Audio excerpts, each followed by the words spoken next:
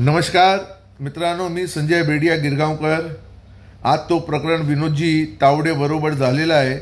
मी कुठलाही पक्षाचा कार्यकर्ता किंवा नेता नाही आणि तो प्रकरण झाला आहे त्यामध्ये मला एकदम मन दुःख झालं आहे की एक माणसाला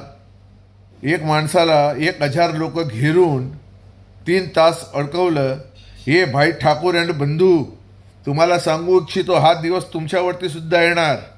लक्षात ठेव, मी संजय बेडिया गिरगावकर। आम्ही कोण तुला घाबरत नाही रे। तू एक छोटासा एरियाचा शेर आहेत, आम्ही जंगलचे शेर आहोत। आलं काय लक्षात?